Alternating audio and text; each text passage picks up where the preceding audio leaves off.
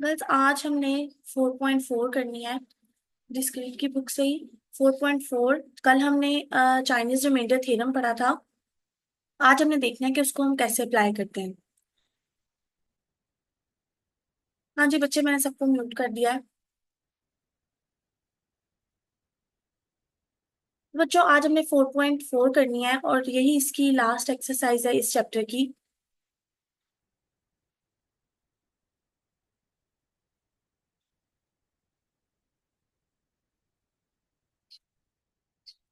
हाँ जी गर्ल्स, कल हमने कॉन्ग्रेंस को सॉल्व करना पड़ा था चाइनीज रिमाइंडर थ्योरम के थ्रू। ठीक है, आज हमने देखना है कि उसको हम अप्लाई कैसे करते हैं। कल हमने चाइनीज रिमाइंडर थ्योरम पढ़ा और शायद हमने इससे रिलेटेड एक दो थ्योरम भी किए थे। आज हमने जो क्वेश्चंस करने हैं इस एक्सरसाइज के।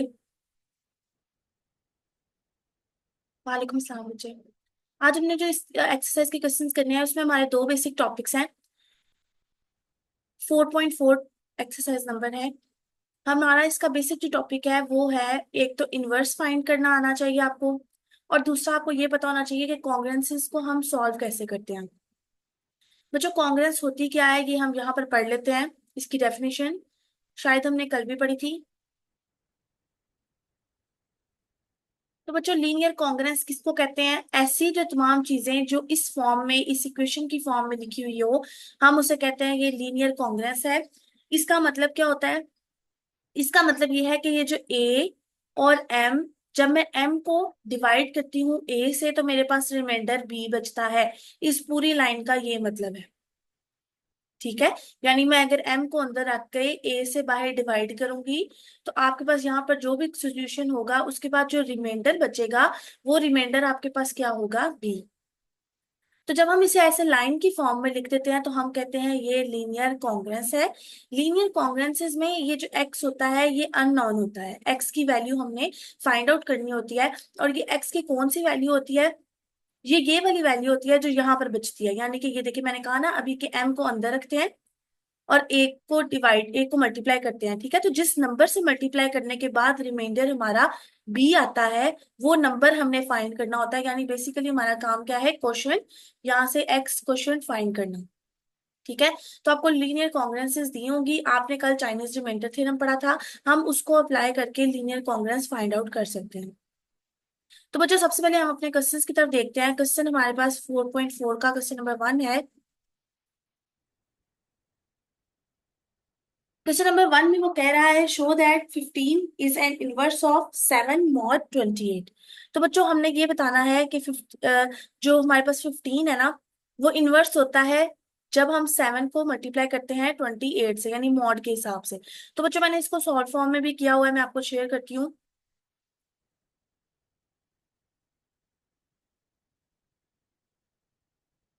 मैंने आपके ग्रुप में भी शेयर कर दिया है। हाँ जी बच्चों, तो आपका काम क्या है? बेसिक आपका काम ये है कि आपने क्या करना है।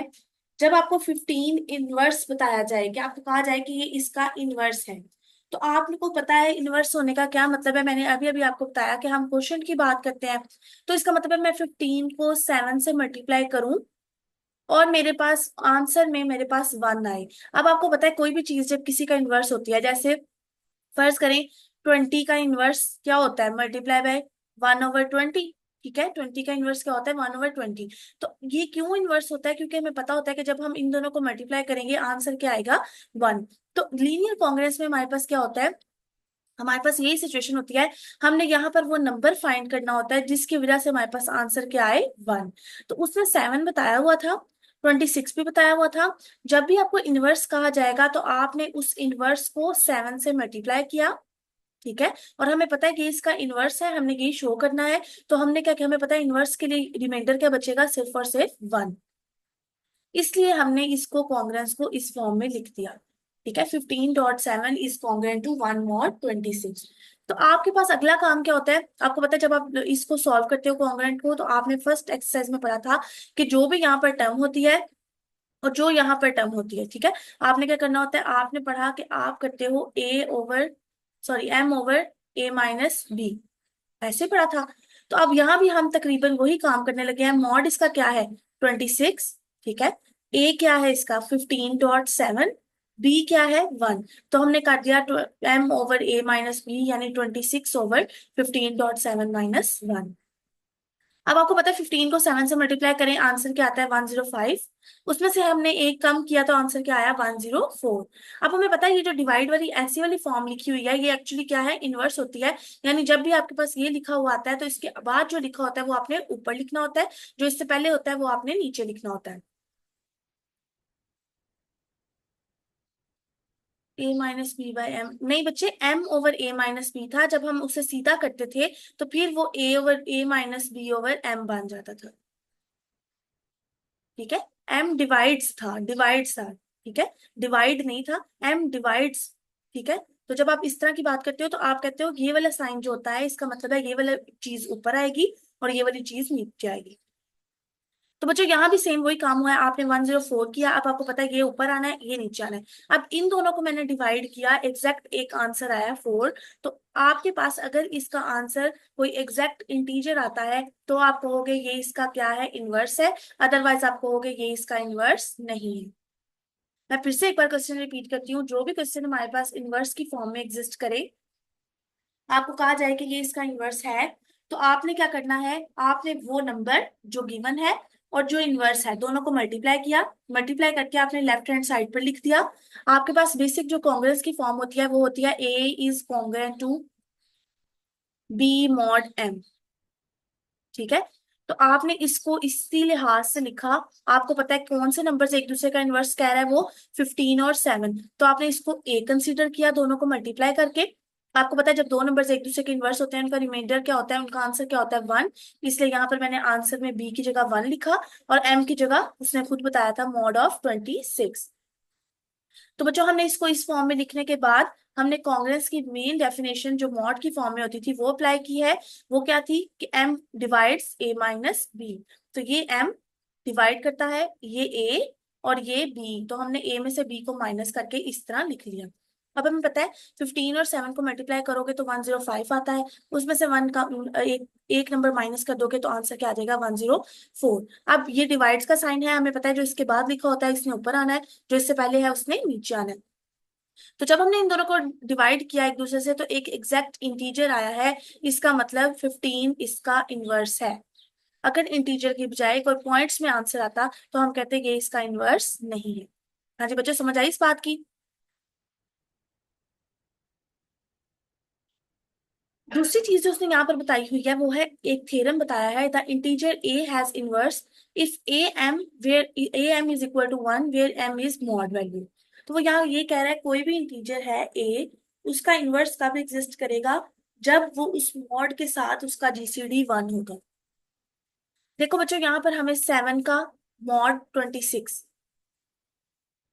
हमें कहा गया था कि 7 का इन्वर्स बताना है इस मॉड के हिसाब से। तो वो कहता है जब भी आपने किसी का इन्वर्स बताना होता है तो जरूरी बात यह है कि वो जो नंबर होता है जिसका हम इनवर्स फाइंड करते हैं वो वाला नंबर और जो मॉड वाली वैल्यू होती है इन दोनों का जीसीडी 1 होना चाहिए। अब आपको पता है 7 तो किसी टेबल में नहीं आता, तो 7 × 1 फैक्टर्स किए।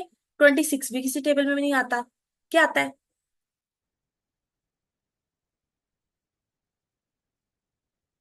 बच्चों 26 किसी टेबल में, हाँ 13। हाँ जी, तो बच्चों ये इसके टेबल में आता है, लेकिन हमारा काम यहाँ पे क्या है जीसीडी फाइंड करना। और जीसीडी फाइंड करने का मतलब ये नहीं होता कि उसके फैक्टर्स एग्जिस्ट नहीं करते। जीसीडी फाइंड करने का मतलब ये होता है कि आपने इसको फैक्टर्स में लिखा, तो आप 26 को कैसे फैक्टर्स में लिख सकते हो, 2 × 13 × 1।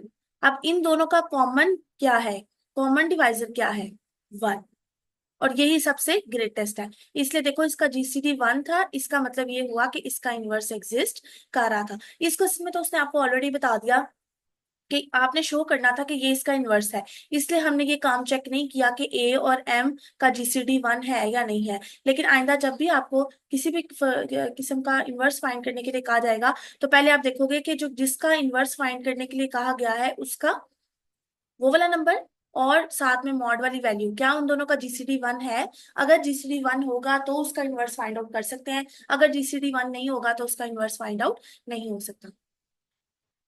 तो बच्चों यहाँ पर फर्स्ट क्वेश्चन भी ऐसे ही था, सेकंड में भी उसने आपको यही कहा है कि show that the inverse 937 is inverse of 13 mod 2436।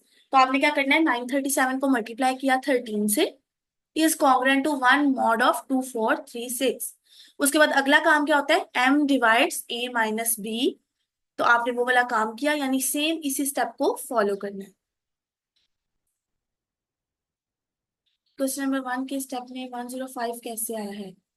हाँ जी बेटा, 105 ऐसे आया है कि 15 और 7 जो इनवर्स गिवन है जिस नंबर का, दोनों को मल्टीप्लाई किया और फिर उसमें से एक कम कर दिया। दोनों को मल्टीप्लाई करने से 105 आया, उसमें से एक कम किया तो 104 आया।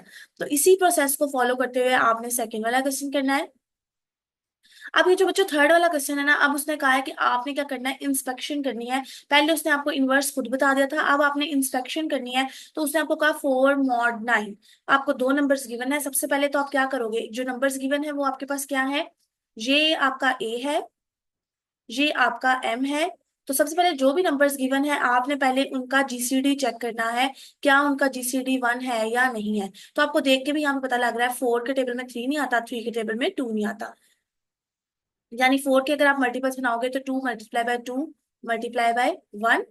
ठीक है, और 9 के 3 × 3 मल्टीप्लाई बाय 1। तो आपका इसका हाईएस्ट जीसीडी क्या है, 1, हाईएस्ट डिवाइजर। तो इसका मतलब इसका आंसर 1 आ रहा है। दैट्स मीन हम इसका इनवर्स फाइंड आउट कर सकते हैं। अगर यहाँ पर आंसर 1 ना आता तो आपने कहना था कि इसका इनवर्स ही एग्जिस्ट नहीं करता। तो बच्चों यहाँ पर देखो, आपने क्या करना है, 4 mod 9। ये बहुत इजी और सिंपल सा है। आपने इसको कैसे सॉल्व करना है, आपके पास गिवन है यहाँ पर 4।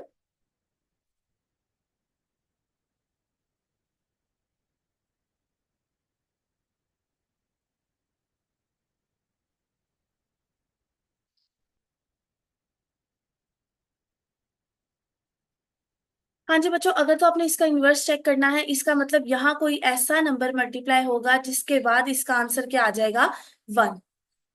ठीक है बच्चों, तो आपने अगर इसको चेक करना है तो आपको क्या करना चाहिए, आपको यहाँ कोई नंबर्स रख के चेक करना पड़ेगा।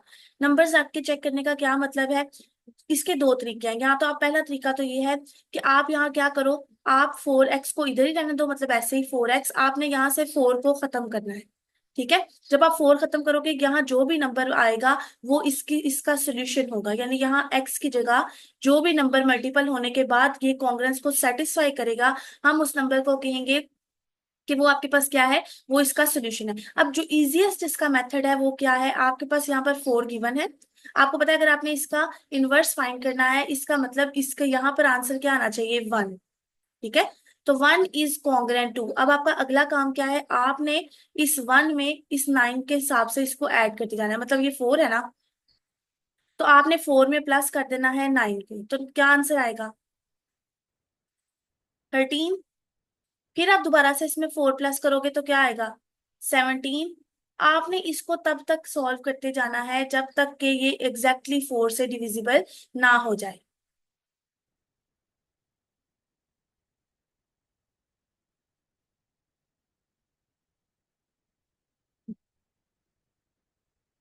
एक मिनट गर्ल्स, मैं अपने आप को म्यूट कर रही हूँ।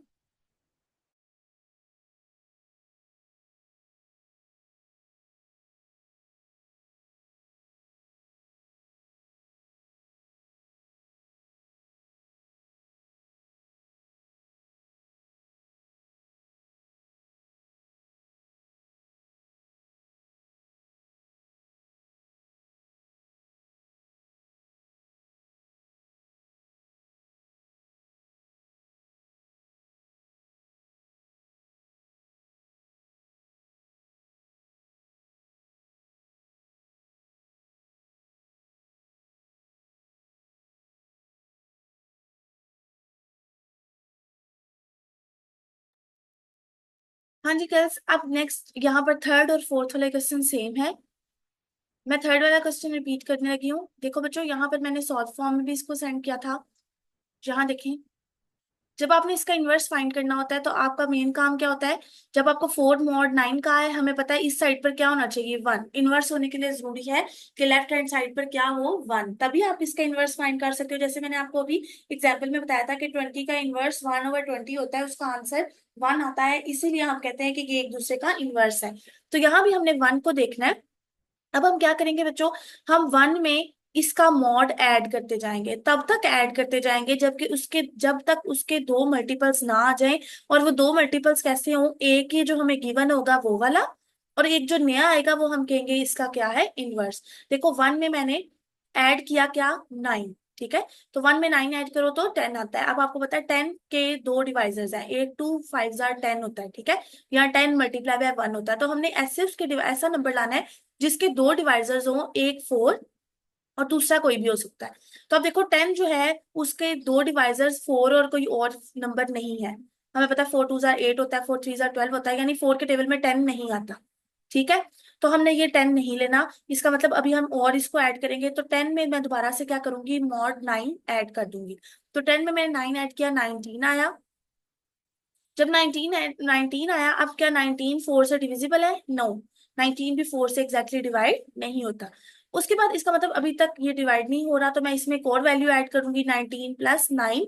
आंसर क्या आया, 28। अब हमें पता है 28 एग्जैक्टली डिविजिबल बाय 4 है। 4 7 28 होता है। ये 4 हमें गिवन है, तो इसका मतलब ये जो नया नंबर था ये क्या है, इसका इनवर्स है। तो बच्चों जैसा मर्जी क्वेश्चन आ जाए, आपने तब तक उसके अंदर मॉड की वैल्यू ऐड करते जाना है जब तक कि ये इस नंबर से, जो नंबर आए वो इस नंबर से डिवाइड ना हो जाए। ठीक है, जैसे अब यहाँ पर देखो, इससे अगले वाले क्वेश्चन में ही,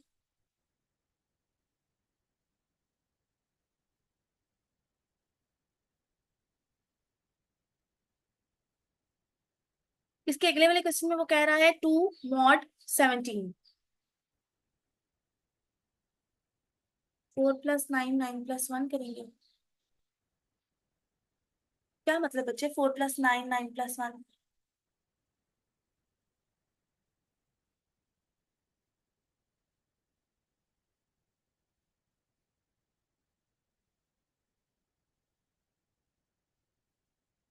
बच्चे 4 4 प्लस 9 वो मैंने आपको इसलिए बताया कि पहले आपने उसका जीसीडी चेक करना है। यानी आप देखो, जैसे ये 2 mod 17 है। अब सबसे पहले आप क्या करोगे, इसका जीसीडी चेक करोगे। तो 2 का जीसीडी क्या होता है, 2 और 17 का जीसीडी चेक करोगे। 4 प्लस 9 नहीं करेंगे, 4 प्लस 9 नहीं करेंगे, आपने पहले कहा। बच्चे बच्चे आपको मैंने इसलिए बताया कि आपने 4 प्लस 9 का मतलब ये हुआ कि आपने पहले 4 और 9 दोनों का बारी बारी जीसीडी चेक करना है। ठीक है, जब आप जीसीडी चेक कर लोगे, उसके बाद आपने क्या करना है, आपने 1 के रिस्पेक्ट से चेक करना है, 1 को लेफ्ट हैंड साइड पर रखना है, और उसके अंदर मॉड की वैल्यू तब तक ऐड करते जाना है। वो बाय मिस्टेक मैंने 4 कर दिया होगा, लेकिन हमने 1 के अंदर ऐड करते जाना है 9 को, तब तक जब तक कि कोई ऐसा नंबर नहीं आ जाता जो कि 4 का एग्जैक्टली डिवाइजर है। जैसे अब ये 2 और 17 है, हमें पता है सबसे पहले इसका जीसीडी क्या होगा, 1 होगा। आप चेक भी कर लोगे। ठीक है, उसके बाद आपका क्या काम है, आपने 1 को इस साइड पर रखना है। ठीक है, अब इस 1 में आपने ऐड करना है मॉड की वैल्यू। क्या आंसर आया है, 18। ठीक है, तो अब बताएं 18 एग्जैक्टली डिविजिबल है 2 का, बिल्कुल है। 18 के दो डिवाइजर्स हैं, यानी 2 × 9। ठीक है, तो 2 हमारे पास यहाँ पर नंबर गिवन था, इसका इनवर्स क्या है, 9।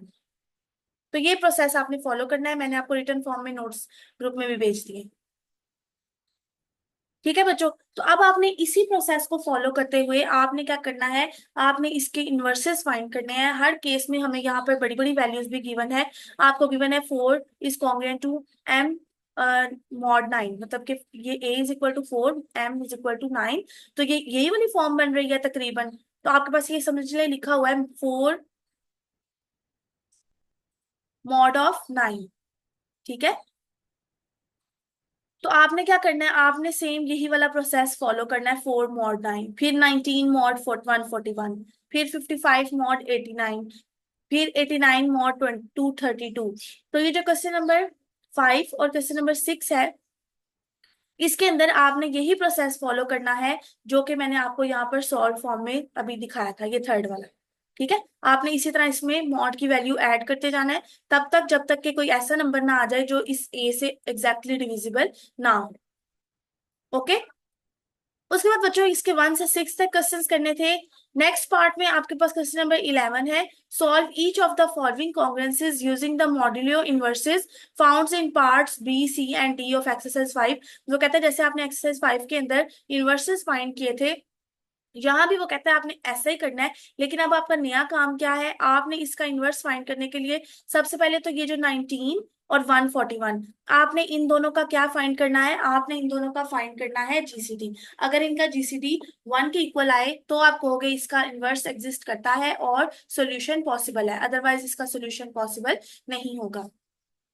तो बच्चों आपने इसको कैसे सॉल्व करना है, ये फर्स्ट पार्ट में आपको दिखाती हूँ अभी।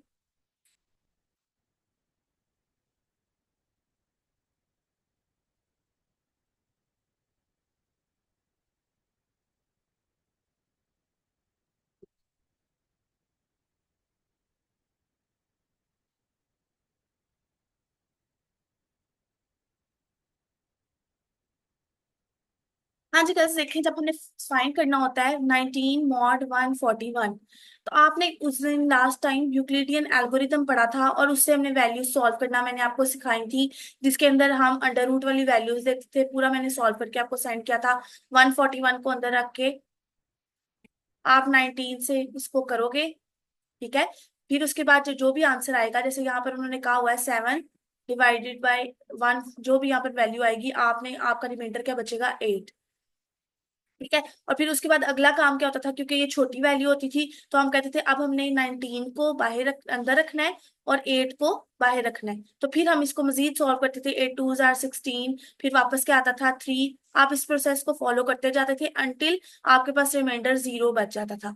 तो अब यहाँ भी आपका क्या केस है, जहां पर भी आपने ऐसे ही इसको डिवाइड करना है यूक्लिडियन एल्गोरिथम की मदद से। अब देखो बच्चों, वहां पे तो हम जीरो करते थे, जब आपके पास टोटल टर्म आ जाती थी आप कहते थे कि वो जीरो से सॉल्व हो जाता है। अब बच्चों वहां जीरो रिमाइंडर आता था, अब यहाँ पर देखो लास्ट रिमाइंडर क्या आया है, 1। और क्यों आया है, क्योंकि हम इनवर्स फाइंड कर रहे हैं और हमें पता है इनवर्स के केस में वो एग्जैक्टली डिविजिबल नहीं होते, बल्कि उनके पास रिमाइंडर हमारा क्या बच जाता है, 1। इसलिए इस केस में हमारे पास 1 आंसर आएगा। अब बच्चों इस प्रोसेस को गौर से देखो, इसको एक्सटेंडेड यूक्लिडियन एल्गोरिथम भी कहते हैं, जो कि आपकी कोर्स आउटलाइन का टॉपिक है। तो बच्चों एक्सटेंडेड यूक्लिडियन एल्गोरिथम का क्या मतलब होता है, वो कहता है आपने इस तरह तो सॉल्व करना पढ़ लिया, उसके बाद आप क्या करते हो, आप लास्ट रो से स्टार्ट करते हो, क्योंकि आपको रिमाइंडर 1 चाहिए होता है। तो ये 1 लिखा हुआ नजर आ रहा है यहाँ पे आपको, ये वाला 1, आपने इस 1 को लेफ्ट हैंड साइड पर रखा और बाकी जो भी टर्म है उसको दूसरी साइड पर ले गए, तो ये क्या बन गया, 1 = 3 - 1 × 2, ठीक है।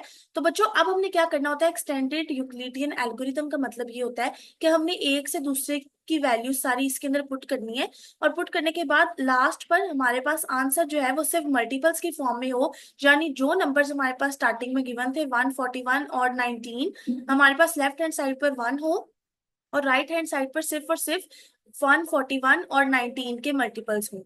इसको आप एक्सटेंडेड यूक्लिडियन डोमेन कहते हो और एक्सटेंडेड यूक्लिडियन एल्गोरिथम कहते हो। तो बच्चों जब मैं इसको सॉल्व करूंगी,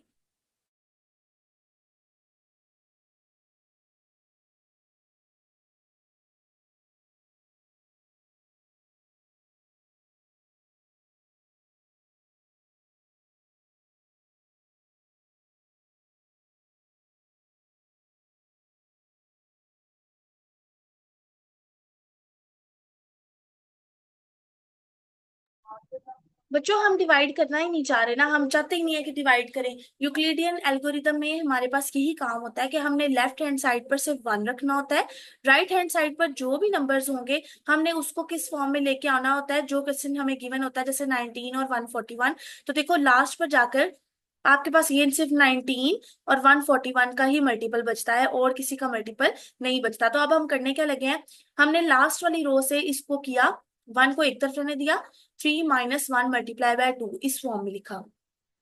अब हमने हर अगले में से पिछले की वैल्यू निकालनी होती है, जैसे अब 3 की वैल्यू हम यहाँ पर नहीं निकालेंगे, पिछला रिमाइंडर की वैल्यू निकालेंगे। देखो बच्चों ये लास्ट वाले जो ऐड हो रहे हैं ये सारे रिमाइंडर्स हैं, तो पहले हम 1 की वैल्यू निकालेंगे, 1 की वैल्यू यहाँ पर इस तरफ हमने लिख दी, बाकी बच गया 3 - 1 × 2, ये पूरी टर्म जहां जाकर क्या हो गई, माइनस।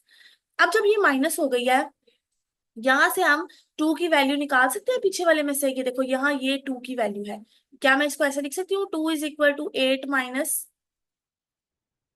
2 × 3। ठीक है, तो यहां से मैंने क्या किसकी वैल्यू निकाली है, इस वाले 2 की। तो मैंने ये जो 2 की वैल्यू निकली थी, ये 2 की वैल्यू मैंने इसके अंदर एज इट इज पुट कर दी है, 8 - 2 × 3। अब मैंने इसे थोड़ा सा सिंप्लीफाई किया, जितने मल्टीप्लीकेशन है उनको आपने ऐसे ही रहने दिया, मतलब देखो 3, उसके बाद -1 × दिस टर्म। तो आप इसको ओपन करके लिखोगे तो ये कैसे लिखा जाएगा, 3 - 1 × 8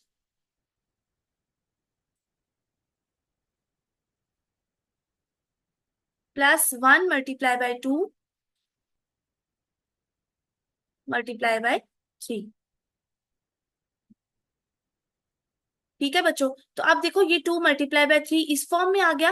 अब आप इसको मजीद सॉल्व करके कैसे लिख सकते हो, आप लिख सकते हो 3 - 1 × 8 +1 × 2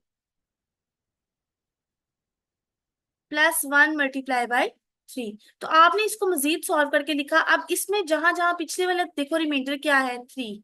तो अब जहां जहां इस पूरी इक्वेशन में 3 है, उसकी जगह आप क्या पुट करोगे, 19 - 2 × 8। यहाँ से 3 की वैल्यू निकालोगे, इसके अंदर पुट कर दोगे। पुट करने के बाद अब जहां जहां पर 8 है, उस 8 की जगह पर आप ये वाली वैल्यू पुट करोगे, 141 - 7 × 19। जब आप ये सारा सिंप्लीफाई करते हो, इसकी सिंप्लीफिकेशन आप लोगों ने बाय हैंड खुद कर लेनी है। तो जब आप इस सारे को सिंप्लीफाई कर लोगे, आपके पास पूरा क्वेश्चन 19 और 141 के मल्टीपल्स की फॉर्म में आ जाएगा, और लेफ्ट हैंड साइड पर आपके पास सिर्फ क्या रहेगा, रिमाइंडर। तो बच्चों आपने ये जो इसका इनवर्स फाइंड किया होगा, वही एक्चुअली क्या होगा, जोन सा इनवर्स फाइंड किया था, आपने दोनों साइड्स को उस इनवर्स से मल्टीप्लाई कर देना है। जब आप दोनों साइड्स को उस इनवर्स से मल्टीप्लाई करोगे, जैसे यहाँ इनवर्स क्या निकला है, 52। ठीक है, तो अब आपने क्या किया, ये जो 52 इनवर्स निकला है, जो कि सिर्फ 19 का मल्टीपल है, आपने उसको देखना है, मॉड वाली वैल्यू को नहीं देखना। आपने सिर्फ 19 के मल्टीपल को देखना है, जो कि क्या है, 52। आपने पूरी की पूरी जो आपके पास इक्वेशन गिवन है, 19x is congruent to 4 mod 141, आपने दोनों साइड्स को 52 से मल्टीप्लाई किया। मल्टीप्लाई करने के बाद सिंप्लीफाई किया। सिंप्लीफाई करने के बाद आपके पास यहाँ पर 67 आंसर आ जाएगा। मॉड को सिंप्लीफाई करना हमने पिछले से पिछली वाली एक्सरसाइज में 4.2 में हमने पढ़ा, 4.3 में सॉरी। तो बच्चों यहाँ पर आपने क्या किया, इस पूरी इक्वेशन को उसके इनवर्स से मल्टीप्लाई कर दिया। तो आपका बेसिक काम है इनवर्स फाइंड करना। इनवर्स फाइंड करने के दो मेथड्स हैं, एक है यूक्लिडियन एल्गोरिथम की मदद से, जो ये वाला मेथड है, और दूसरा मेथड कौन सा है, दूसरा मेथड वो वाला है जो मैंने आपको भी बताया कि आप क्या करते हो, ऐड करते जाते हो तब तक जब तक कि आपके पास कोई ऐसा नंबर नहीं आ जाता जो कि एग्जैक्टली मल्टीपल हो। ठीक है, ये वाला, एक ये वाला मेथड है इनवर्स फाइंड करने का, और एक एल्गोरिदम वाले मेथड से है। ठीक है, तो आपकी मर्जी है कि यहाँ पे आप जिस मर्जी तरीके से इसको सॉल्व कर सकते हो। तो बच्चों आपने इसके 1 से लेकर 6 तक, देन 11 12,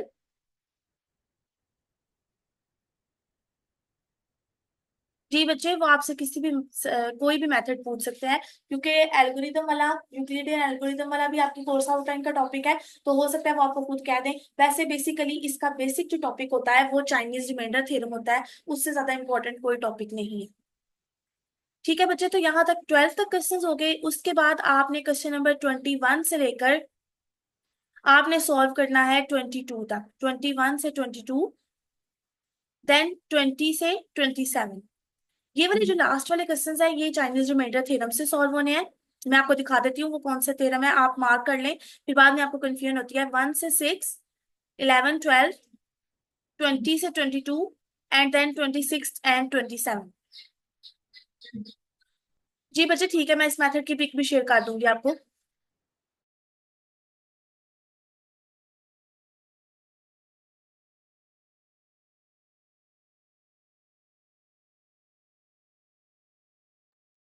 अच्छा बच्चों, आप ध्यान से आपने देखना है कि चाइनीज रिमाइंडर थ्योरम किस तरह सॉल्व होता है। बच्चों चाइनीज रिमाइंडर थ्योरम के लिए सबसे पहले आपको 2 या 3, जितनी मर्जी उसका दिल करेगा, उसने आपको उतनी कॉन्ग्रुएंसेस दी होंगी। Use the construction in the proof of Chinese remainder theorem to find the solution of system of congruences. यहाँ उसने आपको 3 कॉन्ग्रुएंसेस दी है। मैंने ये तीनों अरेंज फॉर्म में यहाँ पर लिख दिया, x is congruent to 2 mod 3, x is congruent to 1 mod 4, x is congruent to 3 mod 5। अब चाइनीज रिमाइंडर थ्योरम का जो मैंने आपको कहा था वो पढ़ने के लिए और प्रैक्टिस के लिए भी। तो बच्चों चाइनीज रिमाइंडर थ्योरम के लिए हमने स्टेटमेंट में पढ़ा था कि उसमें क्या होता है, x is congruent to A1 mod M1, x is congruent to A2 mod M2, x is congruent to A3 mod M3 और अप टू सो ऑन। अब जितनी आपको कॉन्ग्रुएंसेस दी गई होंगी आप चाइनीज रिमाइंडर थ्योरम को सिर्फ उधर तक ही एक्सपेंड करोगे। जैसे आपने थ्योरम में के तक पढ़ी थी कॉन्ग्रुएंसेस, ठीक है। तो अब यहाँ पर आपको कितनी कॉन्ग्रुएंसेस गिवन है, 3 तक, तो आपने इसको 3 तक ही लिख लिया, ठीक है। लिखने के बाद आपने दोनों कॉन्ग्रुएंसेस को कंपेयर किया। अब आपको पता है जो आपके पास चाइनीज रिमाइंडर थ्योरम होता है उसके अकॉर्डिंग यहाँ पर A1 होता है, ठीक है। A1 A2 A3। तो मैंने यहाँ से A1 A2 A3 कंपेयर करके निकाल लिया। A1 की वैल्यू 2, A2 की वैल्यू 1, A3 की वैल्यू 3।